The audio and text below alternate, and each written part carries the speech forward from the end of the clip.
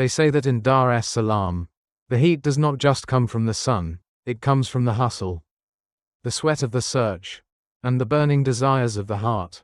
My name is Baraka, and if you are listening to this, I want you to listen closely, not just with your ears, but with your spirit, because my story is not just about love. It is about the poison that we drink willingly when we thirst for the things of this world. Once, I was a king, not a king of gold or land, but a king of a small, one-bedroom apartment in Sinza. My throne was a second-hand sofa, and my queen was Rose. Ah, Rose. Even now, saying her name feels like swallowing a piece of broken glass. Rose was beautiful. She had that kind of beauty that made the chaotic traffic of Karaoke seem to stand still. We were the couple that everyone admired. We were young, we were ambitious, and we were inseparable. We used to sit at Cocoa Beach on Sunday evenings, watching the Indian Ocean, eating mishkaki, and planning our future. We didn't have millions, but we had enough. I was a senior logistics officer at a freight forwarding company near Posta. The pay was good. It kept the Luku meter loaded, the fridge full, and Rose smiling. I thought our love was built on rock. I thought that if the world fell apart, Rose and I would stand back to back, fighting the ruins together. I was wrong. Love is not tested in the good times. My friends, love is tested when the fridge is empty. Love is tested when the landlord knocks on the door at 6 a.m. Love is tested when the pockets are dry. And my test came on a Tuesday. It happened in an office that smelled of expensive air freshener and cold indifference. Mr. Mushy, that was his name. He was the regional director, a man who wore suits that cost more than my father's house in the village. He was a man of heavy stature, with a voice that rumbled like a distant thunderstorm. He drove a black Land Cruiser V8, the kind that pushes small Bajajes off the road without a second thought. I stood in front of his mahogany desk. He didn't even look up from his papers. "Baraka," he said, his voice flat. "The company is restructuring. We are cutting costs. Your position is no longer viable." Just like that. 3 years of working late. 3 years of fixing their mistakes. 3 years of loyalty, gone in 10 seconds. "But sir," I stammered, my hands shaking, "I have rent, I have plans, my performance has been perfect." Mr. Mushy finally looked up. His eyes were cold, devoid of humanity. He took a sip of his coffee. "Leave your badge at the reception. You will get 1 month's severance. Goodbye, Baraka." I walked out of that cool, air-conditioned tower into the blinding heat of the Posta midday sun. The city noise hit me, the honking, the shouting, the aggressive energy of Dar es Salaam. I felt dizzy. I loosened my tie, gasping for air. How would I tell Rose?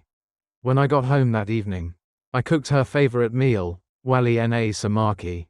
I waited until we had eaten. I held her hand. "Rose," I said, my voice trembling, "I lost the job." She froze. For a moment, I saw fear in her eyes. But then, she smiled. A soft, reassuring smile. She touched my cheek. "Baby, usually, don't worry," she said. "You are brilliant. You are hardworking. You will find something better next week. We will manage. I am here with you." I hugged her, tears stinging my eyes. I thanked God for her. I thought, as long as I have Rose, I am rich. But next week turned into next month. And next month turned into 3.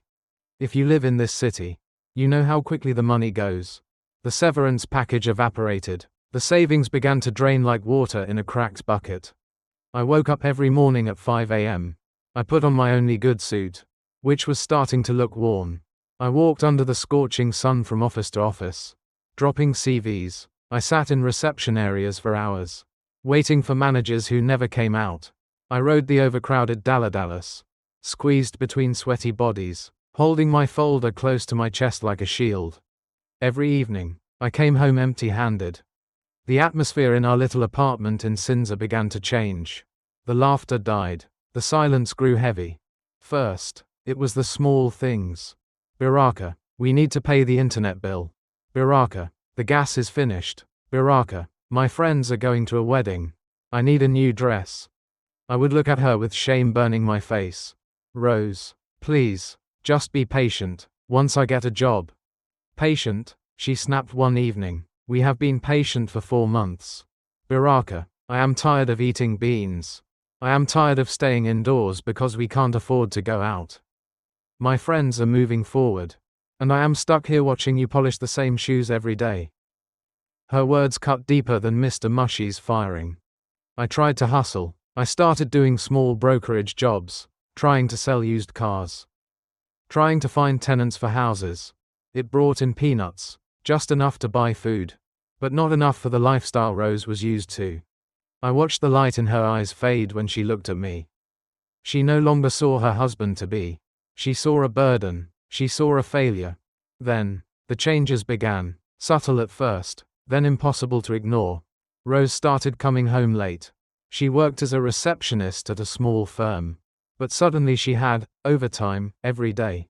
She started locking her phone. She changed her password. One evening, she came home smelling of a perfume I knew we couldn't afford. It was a rich, floral scent, expensive. You smell nice, I said, trying to keep the suspicion out of my voice. It's just a sample from a friend, she said quickly. Avoiding my eyes, she went straight to the shower. A week later, I saw a new handbag. High-quality leather. Rose, where did you get this? My sister sent it to me. She lied. I knew her sister in Mwanza was struggling and could barely afford school fees, let alone Italian leather. But I was a coward. I was a man with no money. And in this city, a man with no money feels he has no right to ask questions. I was afraid that if I pushed her, she would leave, so I swallowed my pride. I swallowed the bile in my throat. I kept walking the streets, looking for work, praying to God to restore my dignity so I could win her back. But the devil was already in the house. One hot afternoon, I was walking near the slipway area.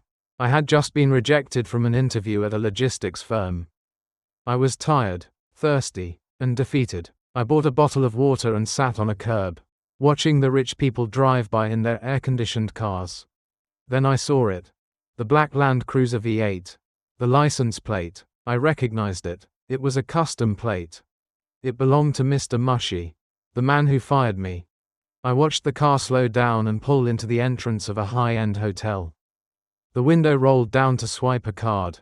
And there, in the passenger seat, laughing with her head thrown back, was Rose. My Rose. I felt the ground tilt beneath me. I couldn't breathe. It felt like someone had punched me in the solar plexus. I rubbed my eyes, hoping it was a hallucination from the heat. But it wasn't. The car moved in. I saw her hand reach out and touch Mr. Mushy's shoulder, a touch of familiarity. A touch of intimacy. I sat on that curb for 3 hours. I didn't move until the sun went down and the mosquitoes began to bite. My mind was a storm. Mr. Mushy. Of all the men in Dar es Salaam, she chose the one man who held the knife that killed my career. She chose the symbol of my failure. I went home. I sat in the dark living room. I didn't turn on the lights. I didn't turn on the fan. I just sat in the heat and the silence, waiting. She came in at 9:30 p.m. She was humming a tune. She turned on the light and jumped when she saw me sitting there like a ghost. Baraka, you scared me. She laughed nervously. Why are you in the dark? Did the Luku run out again? I looked at her. She was wearing a new dress. A gold bracelet glittered on her wrist. She looked fed, happy, and glowing. How was work? I asked, my voice sounding strange to my own ears. Oh, tiring, very busy, she said, putting her bag down, the same bag she said her sister sent. Did Mr. Mushy give you a ride home? I asked. The room went dead silent. The only sound was the ticking of the clock and the beating of my own heart. Rose's face went pale, then red. She tried to laugh. Mr. Mushy, what are you talking about? I don't know. Don't lie to me, I roared. I stood up, the anger finally exploding. I saw you, at the hotel, in his car, laughing with the man who fired me. The man who put us in this situation. She stepped back, but then, something changed in her face. The guilt vanished, replaced by a cold, hard resolve. She dropped the act. Yes, she said, her voice steady. Yes, I was with him. Why? I whispered, tears streaming down my face. Rose, why him? Why do this to us? She looked at me with a look of pity that hurt more than hatred. Baraka, look at you, she said, gesturing to my worn-out shirt. Look at this house. Look at our life. We are suffering. You have no job. You have no future. Do you expect me to rot here with you? Love does not pay bills. Baraka, love does not buy food. So you sell yourself? I spat. To my enemy? He is not your enemy, she said coldly. He is a man who can take care of me. He gave me 50,000 shillings just for lunch today. That is more than you have brought home in a month. He offered to pay our rent. He offered to open a boutique for me. He is using you, I screamed. He is a married man. Rose, he has children. You are just a toy to him. I would rather be a rich man's toy than a poor man's burden, she said. The words hung in the air. They were the final nail in the coffin of our love. She went to the bedroom, packed a bag. I didn't stop her. I couldn't. I was paralyzed by the sheer weight of the betrayal. I'm leaving, she said, standing at the door. Mr. Mushy got me an apartment in Mikacheni. Don't look for me. Baraka, wake up. This is Dar es Salaam. No money, no honey. She walked out. The door clicked shut. I was alone. That night was the longest of my life. I felt like a man whose house had burned down while he slept. The betrayal was double-edged. It wasn't just that she cheated. It was that she went to the source of my pain to find her comfort. She crossed the line from my struggle to his luxury without looking back. Weeks passed. I fell into a deep depression. I stopped looking for work. I barely ate. But life, my friends, has a way of teaching us. 6 months later, I finally got a job. It wasn't a big manager job. It was a junior position at a clearing and forwarding firm. But I worked hard. I worked with anger. I worked with focus. Slowly, I began to rebuild. I bought a new mattress. I paid my own rent. I started to smile again, though the smile didn't reach my eyes like it used to. One day, I was in town, near the same poster area. I saw a commotion. People were gathering.